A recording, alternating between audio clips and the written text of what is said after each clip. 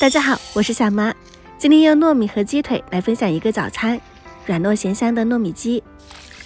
今天我们做的是家庭快速版本的，1斤糯米淘洗干净，倒进电饭煲里面，加入煮饭的水量，1勺盐，少量的食用油，1勺生抽，搅拌均匀，按煮饭键日常煮熟。接着准备4个鸡腿，用剪刀沿着骨头边剪出鸡腿肉，像这样就可以啦。再切成小块，鸡腿肉的口感要嫩滑一些，加入1勺盐，2勺生抽，1勺蚝油，1勺生粉，抓拌均匀，腌制15分钟。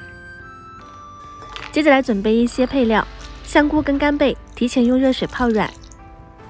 再来准备8个咸鸭蛋，磕出蛋黄，清洗干净备用。4到5张的干荷叶放入开水锅里面，把咸鸭蛋黄也放进去，盖上盖子，蒸煮5到8分钟，蒸熟蒸透，倒出来。荷叶过一遍冷水，沥干水分，放一旁备用。泡好的香菇水不要扔掉，待会儿还有用。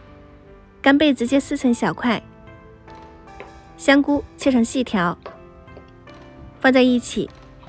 荷叶我们从中间剪开，一分为2，这样可以做8个。开始炒馅，起锅热油，下入姜蒜末，炒出香味后下入鸡腿块，翻炒均匀。断生后加入香菇、干贝，有条件还可以加一些虾米。淋上一些黄酒去腥增香，1勺生抽调味，香菇水加生粉调成淀粉水淋进去，大火收汁，炒至粘稠，像这样就可以出锅了。这个馅料我觉得现在不做糯米鸡，做成菜也是超级好吃的。糯米煮熟后是这种软糯的，想要颗粒分明可以用蒸的方式。现在开始组装，下面垫上1层糯米，中间摆入馅料，1个咸蛋黄，再放上1层糯米，压紧实，从侧面包裹，两边一定要压紧，再对折，这样我们1个糯米鸡就组装完成。1斤糯米大概是做了8个，刚好是8个咸蛋黄，放进蒸锅里面再蒸10分钟。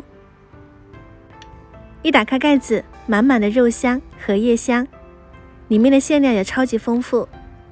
我们这边的早餐店糯米鸡是8块钱1个，馅料还没这么丰富。